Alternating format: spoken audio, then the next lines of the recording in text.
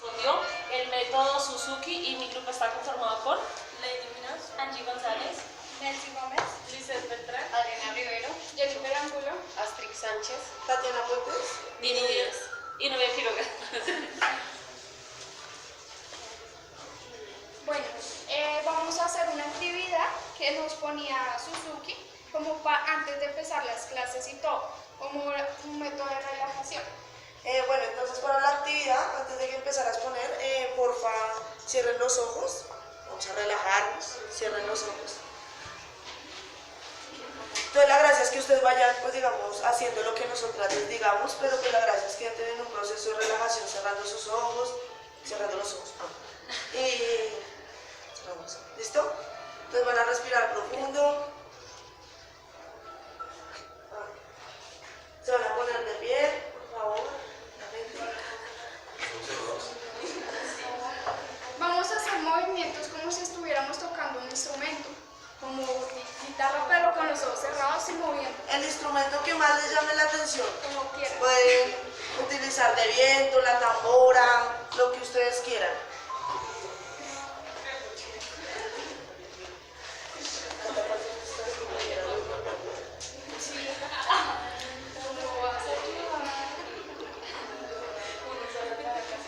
Ahora vamos a alzar los brazos lentamente.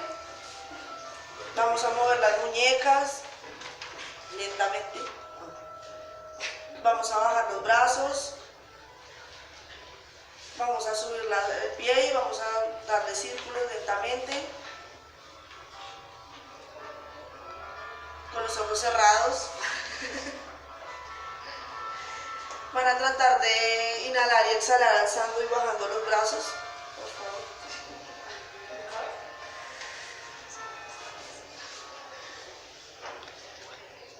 Se van a sentar, cuidado. Abran los ojos primero. Y van a abrir los ojos lentamente. Bueno, el objetivo de esta actividad es que Suzuki planteaba que era muy bueno antes de empezar en la clase, digamos una actividad de relajación para que los niños estuvieran como más concentrados y prestaran más atención pues, a los temas propuestos que él fuera a proponer en cada una de sus clases. Bueno, el creador del método Suzuki fue Shinichi Suzuki, ¿sí? Él nació el 17 de octubre de 1898. Su padre, Masakichi Suzuki, fue el creador de la shamisen, que es un instrumento que viene con 3 cuerdas, muy parecido al violín. Posteriormente, su padre y él decidieron ingresar a las empresas de manufacturar violines y crearon su propia compañía llamada Suzuki en 1930. A la edad de 17 años, Suzuki por primera vez escuchó cantar la Ave María utilizando el violín, ¿sí? Entonces él se sintió muy atraído por el sonido del violín y ya que él siempre lo veía era más como un juguete, desde ahí le empezó a llamar bastante la atención. En 1995 él se graduó en el colegio, en Nagoya, Japón, en el colegio School Comercial. Fue alumno de Joseph Joachim, un pedagogo violinista, y creó un grupo con sus 3 hermanos de música en 1928. A Suzuki le gustaba ir bastante a conciertos donde interpretaron bastante el violín. Iba a conciertos de famosos, por ejemplo el austriaco Friedrich Kreisler y de Joseph Joachim. Cuando él estaba en Europa le llamó bastante la atención todas las ideas del occidente y empezó a seguir ideales de educadores y filósofos como es el caso de María Montessori, de Jean Piaget y de Rudolf Steiner. Se casó en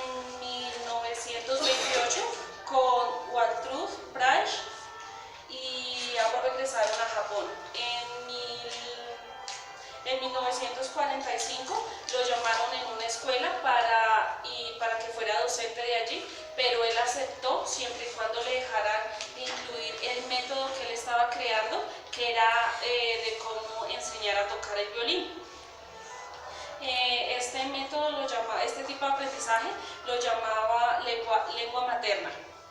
Y en 1950 inauguró el taller de educación del Instituto de Investigación de Educación, y el credo de allí era: el talento no es algo dado naturalmente, esto es algo que se debe formar. Y en los siguientes 40 años Suzuki empezó a desarrollar sus libros de repertorio de violín. Suzuki siempre tuvo un amor por los niños y esto lo llevó a interesarse en la educación de ellos.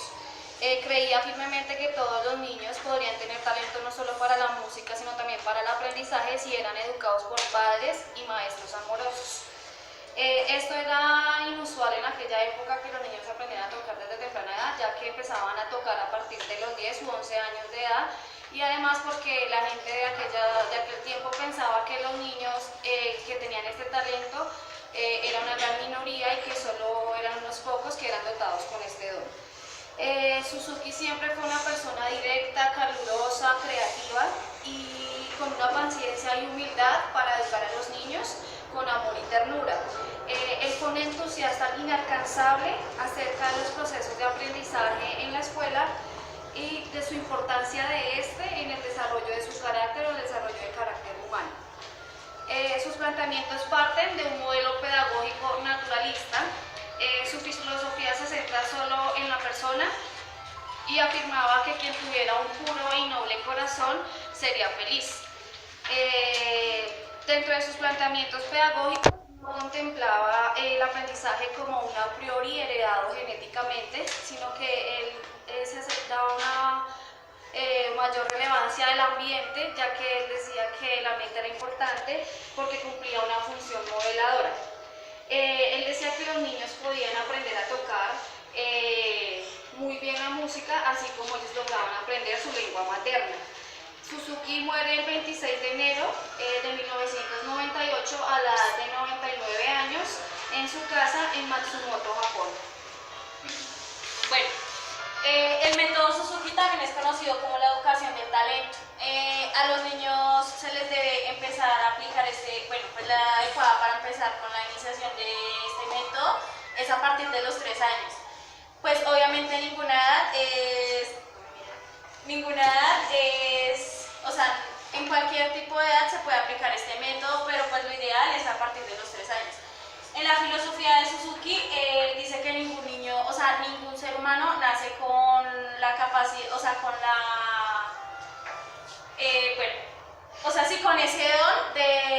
ese don musical, sino que con el desarrollo y con los procesos que uno les va adquiriendo, ellos van como procesando toda esa información, y dice que la mejor estrategia para enseñarles es por medio de la música, ya que ellos como que se relajan y interactúan entre sí, hacen actividades y todo eso, entonces ellos van adquiriendo como la información por medio del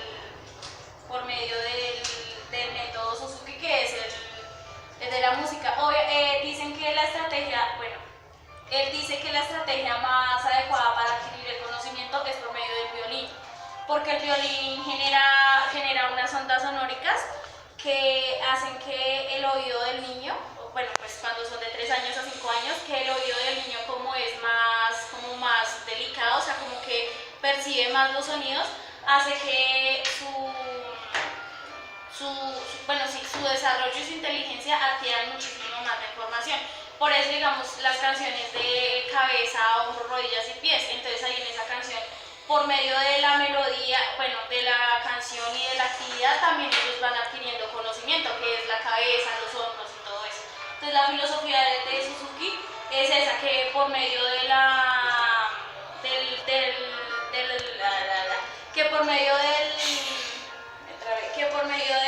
de las melodías y de la música y eso, el niño va adquiriendo información. Como principios filosóficos, Es importante fundamental alentar a los niños. Dice que alentarlos de una forma sincera y motivarlos mientras realizan algo. Cuando no se alienta de una forma agradable, para puede ser un estímulo de desconfianza. Los niños aprenden mediante estímulos dentro de su ambiente, y la motivación creará más alegría y más concentración en el aprendizaje para él. Suzuki también dice que todo niño puede aprender porque por medio de la música cualquier tipo de niño empieza a adquirir información. Ya sea, por ejemplo, nosotros tenemos diferentes gustos musicales, entonces por medio de esa música vamos adquiriendo pues diferentes conocimientos. Bueno, ¿cómo llegó el método Suzuki a Estados Unidos? Se dice que en 1958 un estudiante japonés llevó como una película a la Universidad de Oberlin en Estados Unidos, donde mostraban el método que se utilizaba con los niños pequeños. Los profesores quedaron pues como cautivados, impactados con el video, y de esta manera los profesores estadounidenses de cuerda empezaron a viajar a Japón para traer cómo aprender el método, y empezaron también a darlo a conocer en conciertos, como tocaron en una reunión conjunta Asociación Americana de Profesores de Cuerda y en la Conferencia Nacional de Educadores de Música. Bueno, ya para entrar a la metodología del método Suzuki, Suzuki decía que el niño aprende bajo el tocar el instrumento con firmeza, con naturalidad, con solidez y con un buen sonido. Entonces él implementó como unas prioridades en la enseñanza del instrumento, en donde las básicas eran la concentración, la toma del arco, la toma del violín, el ritmo, y mencionaba mucho lo que es la mano izquierda. Decía también, implementó una gráfica, no sé si la alcanzan a ver, que es 5As, 4Bs, 3Es, 2D y una E. Entonces él decía que el niño aprende primero tocando las 5As, luego va con la siguiente que son las B, pero no sin dejar tocar las A. Entonces decía que esto infiere a que el niño mejore su método de tocar el violín, y querían desarrollar en ellos como un bello sentimiento. Entonces él decía que a medida que usted es noble y tiene un buen corazón, eso infiere en que usted aprenda a educarse bien y aprenda cómo a tocar bien. Implementó 3 fases. La primera, que es el aprendiz que entiende lo que debe saber, lo que debe hacer. La segunda, que consiste en una práctica significativa con un conocimiento apropiado, y la tercera, que tiene una ejecución automática. Él decía que los niños deben aprender bajo la repetición, porque a medida que ellos repiten y repiten es que van adquiriendo o van perfeccionando como el tocar el instrumento. Implementó un método que se llama parar y preparar, que entonces él decía que los estudiantes deben parar, hacer como memoria, o sea, en este método le influían que uno debía utilizar mucho la memoria para hacer memoria de lo que debía corregir, y asimismo como retroceder un poco y volver a iniciar para hacer las cosas bien. Propuso que entes importantes que influyan en la educación del niño, padres y maestros. Él decía que los niños aprenden a través de que ven a sus padres sonrientes, y que el maestro es pieza fundamental en el proceso de aprendizaje. Decía que el profesor debe implementar siempre el mismo concepto para que los niños no como que acumulen muchas cosas. Entonces era solamente un concepto para que ellos pudieran asimilar de mejor manera la manera en cómo, valga la redundancia, debían tocar. Como punto clave propuso un feedback, que es como el punto de comparación sobre lo que debe corregir y lo que debe hacer.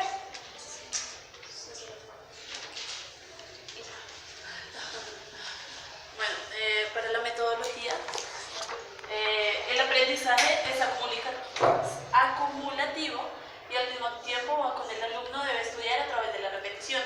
Entonces Suzuki decía, bueno, lo que nos explicaba nuestra compañera de A, B, C, D, E, era la repetición. Entonces al niño se le enseñaba una melodía A, en este caso Estrellita de Mozart. Pero entonces al siguiente día íbamos a aprender una obra B. Pero para que no se Estrellita, entonces debía practicar Estrellita, la obra bella, ¿sí? Al tercer día, entonces, con una nueva obra tenía que empezar otra vez la repetición A, B y empezar con la C, y así sucesivamente. Entonces, digamos que la A es Estrellita de Mozart, la B, no sé, es otra obra.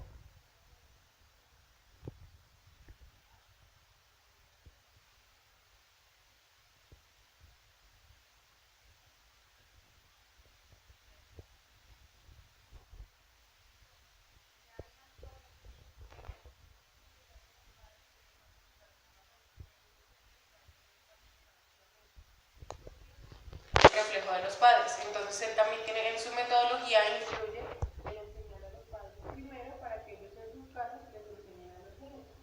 Y también con eso está la práctica diaria. Él decía que en su metodología cuando él enseñaba a los niños, una misma partitura se las hacía repetir varias veces. Por eso se explica que es varias veces para que los niños para que siempre hagan una práctica diaria. Tocar el instrumento con la partitura respectiva. Y ya luego sigue, el maestro debe expresar de forma clara, sin prisa, sus conocimientos. Él decía que el maestro es el foco principal del aprendizaje del alumno. Por eso cuando el maestro enseñaba al niño, se tomaba la tarea de coger bien el instrumento, sea el violín, sea también el piano, él habla acerca también del piano, tomarlo de manera práctica y concisa con sus diferentes partituras para que el niño aprendiera de esa manera rápidamente. Bueno, y el estudiante debe aprender a tener un feedback. Esto significa que debe tener un punto de retroalimentación y comparación. Entonces, estudiando Estrellita no lo hizo bien, pero la próxima vez que lo vuelva a tocar, lo vuelva a repetir, él ya fue consciente de los errores que cometió y entonces este feedback hace que él mejore los errores que cometió la vez anterior tocando Estrellita. Entonces esa es prácticamente la metodología que trabajaba Suzuki. Bueno, ya para concluir, Suzuki empleó unas ideas de educación de talentos para sus escuelas pedagógicas, las cuales eran como que el sistema o método de incluir ilustraciones para el niño, basadas en el entendimiento del maestro de cuándo, qué y cómo. La repetición de las experiencias es importante para el aprendizaje. Cuanto más temprano, mejor, como que cuanto más temprano mejor el niño aprenda, mucho mejor, no solo en la música, sino en todas las ramas del aprendizaje. Los maestros y padres deben estar al nivel más alto y continuar su crecimiento para proveer una mejor enseñanza para el niño. Bueno, este método ya es como que ya está todo como en todo el mundo, ¿sí? Este método ya se expandió mucho más.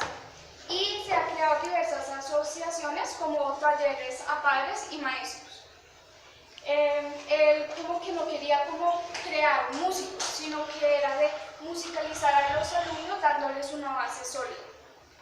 Él quería también como ayudar a desarrollar el amor por la música y ayudar al niño a encontrar la alegría de hacer la música. Bueno, en base a lo que dice mi compañera, estas ideas que plantea acá el autor es más que todo para darnos cuenta que la música, pues digamos, lo decía como no es algo incorporado o algo que se tengan que aprender o algo que tengan que memorizar, sino era un proceso natural del niño en la cual se iban potencializando sus diferentes habilidades con la música para así proyectarlas de una manera natural, rítmica y que él las pudiera asociar en su diario vivir. Por eso hace mucho la comparación con el entorno familiar.